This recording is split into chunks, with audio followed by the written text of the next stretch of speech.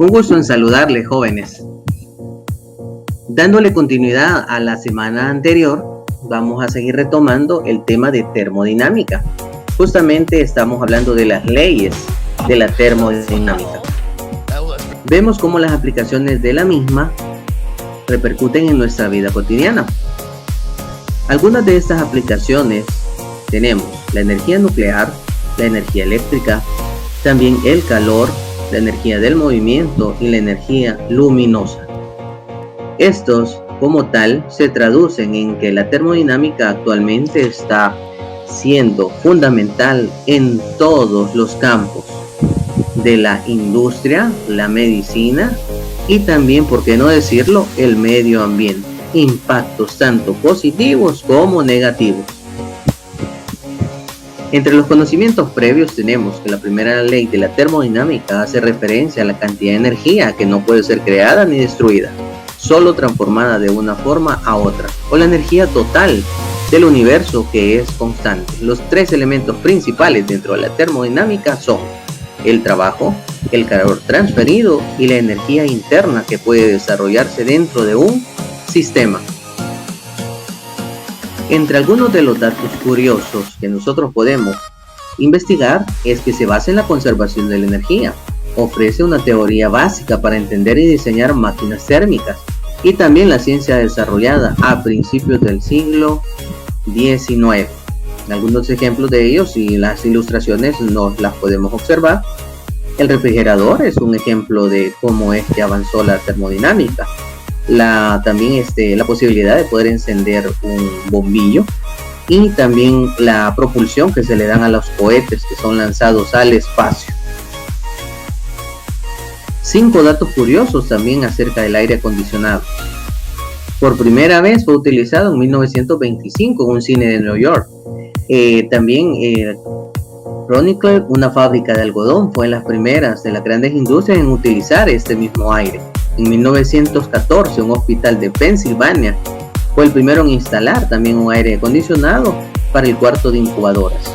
Uno de los motivos que llevaron a la creación del aire acondicionado fue resolver el problema de humedad en una imprenta. Y en 1939, Packard fue el primer carro en ofrecer aire acondicionado de fábrica. En realidad, datos bastante curiosos. Y esta frase como tal: hay una fuerza motriz más poderosa que el vapor, la electricidad y la energía atómica, la voluntad. ¿Quién dijo estas palabras? Albert Einstein. Y esto está para que nosotros también nos pongamos a pensar que si la fuerza de voluntad es grande, así también es como nosotros vamos a hacerla que funcione y que trabaje por sí misma. En la segunda ley de la termodinámica, ¿qué es lo que nos dice? Que si una máquina térmica transformara en trabajo todo el calor, esta recibe una temperatura que luego se convierte en capacidad calórica. Esta ley trae consigo el que nosotros nos preguntemos por qué es que el calor se puede absorber tanto, y el ejemplo acá que les presento es el foco caliente. Cómo es que el foco se enciende y comienza a calentarse rápidamente. Los filamentos hacen que se caliente, y actualmente algunos que son bajo el mecanismo LED. Entonces, a esto hace referencia la segunda ley de la termodinámica. Continuando con esta misma ley, es como podemos determinar a través de este ejemplo cuánta es la energía que se desprende de esto. Y pues podemos ver cuando en un refrigerador, en una máquina, cómo es que existe una temperatura y cómo es que la temperatura tiende a variar, a aumentar o a disminuir. Todo esto por el calor absorbido del foco cuando se calienta, el calor cedido al foco frío y cuando también desarrolla un trabajo cuando está dentro de este sistema. Eso es lo más importante. Luego, un poco acerca del ciclo de Carnot. Bueno, se produce cuando una máquina trabaja absorbiendo una cantidad de calor de la fuente de alta temperatura y cede un calor a la baja temperatura, produciendo un trabajo sobre el exterior. Como todos los procesos que tienen lugar en el ciclo ideal son reversibles, el ciclo puede invertirse. Entonces la máquina absorbe calor de la fuente fría y cede calor a la fuente caliente, teniendo que suministrar trabajo a la máquina. Si el objetivo de esta máquina es extraer calor de la fuente fría, se denomina máquina frigorífica, de ahí viene el término. Y si es aportar calor a la fuente caliente, entonces es una bomba de calor. Es decir, se puede conocer este ciclo de Carnot bajo dos criterios y puede producir una máquina frigorífica y una bomba de calor. ¿Del por qué se le denomina ciclo de Carnot? En honor a quien fue quien precursó este experimento, Nicholas Leonard Sadi Carnot. Por él es que justo se le conoce como ciclo de Carnot. Ejemplos de este ciclo de Carnot: tenemos la locomotora a vapor. Este es un ejemplo también de la segunda ley de la termodinámica, y ahí tenemos parte del funcionamiento. Primero, una caldera, y ahí tenemos el combustible, como observamos de la imagen inferior izquierda. Luego tiene que proyectarse agua, luego emitir vapor. La caldera hace que llegue a un cilindro, el cilindro comienza a mover un pistón y por último realiza el movimiento, tanto la biela, la rueda, y eso es lo que genera el que esté dando vueltas y vueltas. Ese es el funcionamiento, tal y como también tenemos en la otra imagen muy similar, la que está del lado derecho de esta pantalla. Ejemplos de la termodinámica en la vida cotidiana: cuando se hierve el agua, es un ejemplo de que la presión permanece constante, de tal forma que entre mayor sea la temperatura, el volumen desprendido aumenta. La variación de temperatura que también experimenta una pelota conforme a los rayos del sol inciden sobre ella. Al inicio de la mañana presenta cierta presión, volumen y temperatura. Conforme se calienta el aire en su interior, aumenta la presión, pero esta no varía debido al aumento de su volumen. El aumento de una atmósfera por cada 10 metros al cual se sumerge un buzo bajo el agua, y la fabricación de diamantes artificiales que se realizan al transformar las piedras en un horno a presión constante. También la fisión nuclear del Sol y las estrellas. Todos estos son ejemplos de termodinámica. Luego en este video se va a analizar y comentar qué es lo que se conoce sobre las leyes de la termodinámica. Una pregunta bastante capciosa para que genere un poco de pensar aún más o proyectarse. ¿Qué diferencia existe entre el punto de fusión y ebullición? Y acá esta imagen se las presento para que ustedes distingan los tipos de componentes que se generan en materia de transformación. Cuando pasa de un sólido a líquido se le denomina fusión. Cuando pasa de un líquido a gas se le denomina vaporización, y cuando pasa de un sólido a gas se denomina sublimación. Bueno, entonces partiendo de esta explicación, ustedes acá tienen una breve para ampliar el conocimiento. Mayor o menor entropía. ¿Qué es la entropía? Bueno, y ahí está. ¿Cómo es que se le denomina de entropía dentro de la termodinámica? De hecho, les pido de favor acá que investiguen cada uno de los procesos anteriores y realizar un cuadro comparativo con su respectiva ilustración en el cuaderno de clase. ¿De qué estamos hablando? En este caso de la imagen anterior, de la lámina anterior. De eso ustedes van a investigar cada uno de ellos y también van a proponer algunos ejemplos. Las aplicaciones a la industria, la medicina y el medio ambiente. En el proceso isocórico se da cuando en un recipiente de paredes gruesas contiene un gas determinado al que se le suministra calor. Un ejemplo, una olla a presión.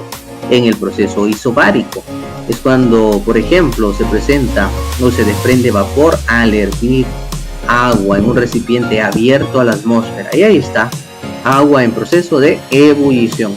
Y en el proceso isotérmico, cuando en un sistema en que se mantiene a temperatura constante, y este puede ser un termo, que usualmente nosotros lo conocemos, y también un portacomidas. Entonces estos tres son ejemplos mismos de cómo las aplicaciones a la industria son importantísimas dentro de la termodinámica. Y en el análisis del video, ustedes harán la investigación de esto y pues van a considerar aspectos positivos, negativos e interesantes para luego realizar un cuadro PIN en su cuaderno de clases. La entropía. Esta puede ser considerada como una medida del desorden o la peculiaridad de ciertas combinaciones, y se necesitaron años de desarrollo de la mecánica estadística y la teoría de la información para poder determinar esto y cómo es que lo relacionaron como tal dentro de la termodinámica. La capacidad calórica, ¿qué es? Bueno, Fahrenheit demostró que iguales cantidades de calor hacen variar de distinta forma la temperatura de iguales masas de agua y mercurio, de donde concluyó que el agua y el mercurio tienen distintas capacidades para el calor. Hoy se define como capacidad calórica, representada por la letra C, es igual al calor suministrado, representado por la letra Q, sobre delta T, que significa variación de temperatura. Entonces, la capacidad calórica es la cantidad de calor suministrado al cuerpo para aumentar su temperatura a 1 grado, es decir, por la escala elegida. Y ahí tenemos en la imagen superior derecha cómo es que un ejemplo de capacidad calórica a través de la conducción, convección, radiación que puede emitir algunos cuerpos, siempre y cuando desprendan calor o energía. El siguiente, calor específico. Si de una sustancia se toma la unidad de masa, la cantidad de calor que se le debe suministrar para elevar la temperatura es 1 grado. Le denominaremos calor específico de la sustancia, y esta se define como calor específico, capacidad calórica, es igual al calor suministrado sobre la masa de la sustancia por la variación de temperatura. De esta manera es como se encuentra el calor específico de una sustancia. Algunos de los problemas que están resueltos. ¿Cuál es la capacidad calórica de un cuerpo que incrementa su temperatura de 10 grados centígrados a 13 grados centígrados cuando se le suministra 146 calorías? Bueno, de acuerdo a la capacidad calórica, esta tenemos. Primero, definimos la fórmula que se va a utilizar. Muy bien. Luego, distinguimos cuáles son los datos que nos proporciona el ejercicio. Y ahí lo tenemos. En este caso, la variación de temperatura es de 13 grados a 10 grados. Obviamente, la temperatura final se pondrá a un inicio y la temperatura inicial en el otro extremo. Y luego vamos a determinar la capacidad que se puede distinguir acá. Como resultado tenemos y se opera 146 calorías sobre 3 grados centígrados porque se le aplica una resta.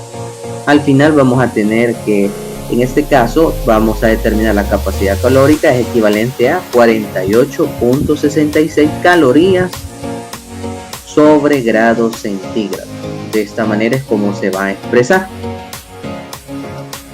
En el siguiente ejemplo, ¿qué cantidad de calor se debe suministrar a 200 gramos de aluminio para elevar su temperatura de 10 grados centígrados a 40 grados centígrados? El calor específico del aluminio es, y ahí está, ese es un valor que ya está determinado a través de una tabla, ¿verdad? Y ahí está el valor del aluminio. Luego, partiendo de eso, se va a operar. Tenemos la fórmula que se va a utilizar y el primero es el valor del calor específico y ahí ponemos el valor 0.212 calorías sobre gramos por grados centígrados. Luego lo multiplicamos por la masa, que es 200, tal y como nos indica el ejercicio, y luego vamos a restarle a 40 grados centígrados, le restamos 10. Los operamos todos y al final vamos a tener que la cantidad de calor será equivalente a 1272 calorías. Se eliminan las unidades que se repiten, en este caso los gramos se eliminan y luego también los grados centígrados. Por último tenemos qué variación de temperatura experimenta un bloque de hierro de 100 gramos que absorbe 450 calorías. Determinamos la fórmula que vamos a utilizar, que significa delta T, que es variación de temperatura, es igual a la cantidad de calor sobre el calor específico por la masa. Bueno, 450 es la cantidad de calor. Luego tenemos que nos habla aquí de un bloque de hierro. El calor específico del bloque de hierro equivale a 0.115 calorías sobre gramos por grado centígrado y se va a multiplicar por la masa, que es equivalente a 100 gramos. Operamos y al final vamos a tener que variación de temperatura será equivalente a 0.039 grados centígrados. Acá se eliminan los gramos y se eliminan las calorías, quedando únicamente los grados centígrados. Bueno, hasta acá llegamos con esta clase, espero haya sido de provecho para todos. Por favor, realicen lo que se les pide acá en su cuaderno de clase. Ante cualquier situación estoy muy al pendiente y seguimos en contacto. Muchas gracias.